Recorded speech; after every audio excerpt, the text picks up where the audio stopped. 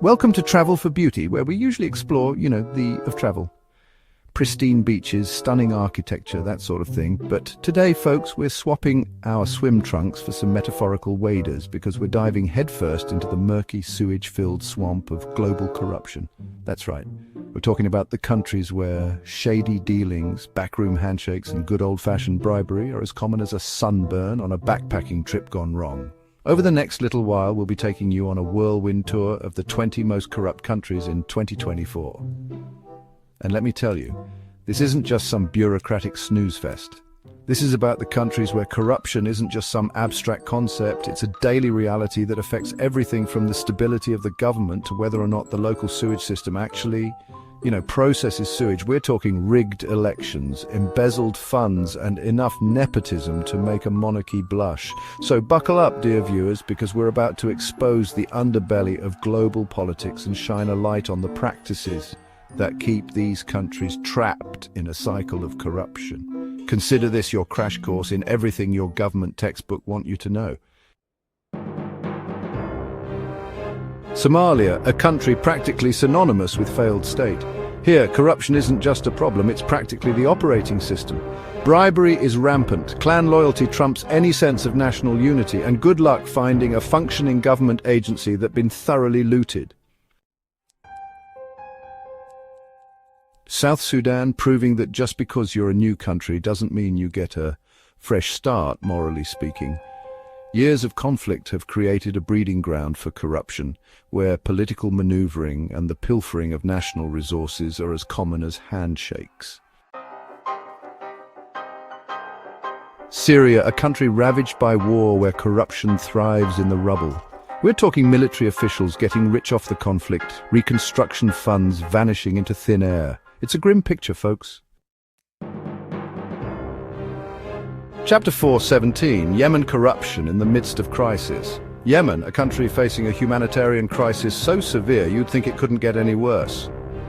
And yet it does, thanks to rampant corruption that siphons off aid money and leaves the most vulnerable even more desperate.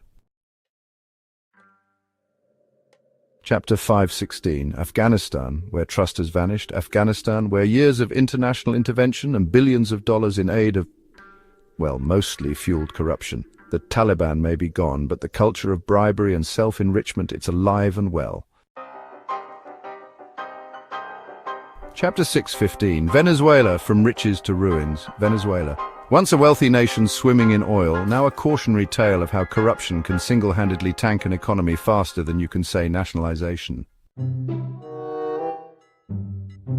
Chapter 7, North Korea. Behind the curtain of secrecy. North Korea, the hermit kingdom where information is tightly controlled and corruption whispers through the shadows. What we do know, let's just say Kim Jong-un isn't known for his commitment to fiscal transparency. Chapter 8, Libya, a nation held hostage. Libya, a country still reeling from the chaos following the fall of Gaddafi. It's a free-for-all of rival factions and warlords, all vying for control of the country's considerable oil wealth, and the average citizen, they're not exactly reaping the benefits. Chapter 9, Iraq, the curse of oil and corruption. Iraq. You'd think sitting on a gold mine of oil would make life easier. But when corruption is as ingrained as it is here, that oil money just fuels more instability, more conflict, and more misery for everyday Iraqis. Sudan, where the former dictator Omar al-Bashir was practically synonymous with corruption. We're talking billions of dollars vanishing into thin air, folks. And the impact? Let's just say it's hard to build a functioning society when the money for schools and hospitals keeps disappearing. The Democratic Republic of Congo, a country so rich in natural resources it should be a paradise. Instead, it's a tragic case study in how corruption and resource exploitation go hand in hand, fueling conflict and keeping millions trapped in poverty. Ukraine, a country fighting for its very survival against Russia, but also waging an internal battle against corruption that's been festering for decades. It's a long, hard road to reform, folks, especially when powerful interests would rather keep things nice and corrupt.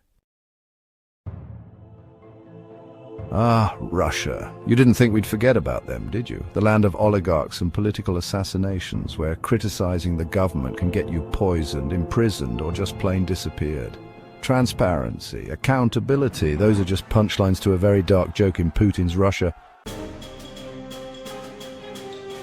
Nigeria, Africa's most populous nation, blessed with vast oil reserves and cursed by endemic corruption. We're talking a level of bribery and graft that would make even the most jaded cynic say, "Come on, Nigeria, get it together." Bangladesh, a country making strides in development but still grappling with the ever-present hand of corruption, from rigged public contracts to petty bribery that touches the lives of everyday citizens. Cambodia, where Prime Minister Hun Sen has been in power for, well, basically ever, and where nepotism and corruption are so deeply entrenched, they're practically woven into the fabric of society. Haiti, a country already struggling to recover from natural disasters, political instability and poverty, and, as if that weren't enough, they've got rampant corruption to contend with, making it that much harder to rebuild and move forward. Pakistan, a nuclear-armed nation with a corruption problem bigger than its arsenal.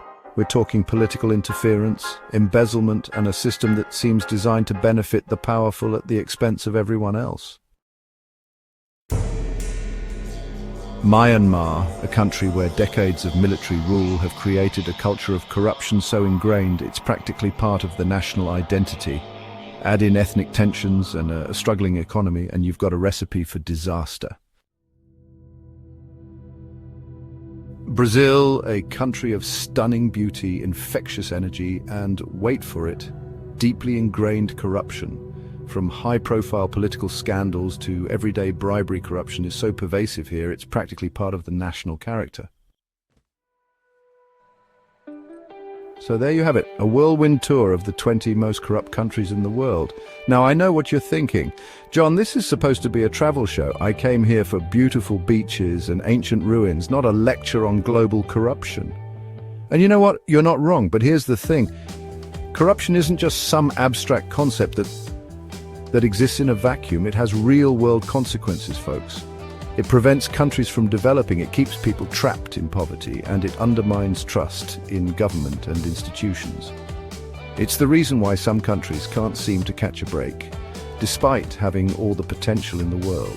It's the reason why, in many of these places, the beautiful beaches and ancient ruins are overshadowed by the stench of corruption.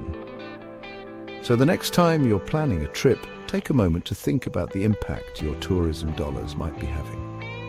Are you supporting a country that's actively fighting corruption, or are you inadvertently propping up a regime that's more interested in lining its own pockets than in helping its people? Because knowledge is power, folks. And the more we know about the problem of corruption, the better equipped we are to fight it. Until next time, stay informed, stay curious, and keep exploring the world, even the parts that make us uncomfortable.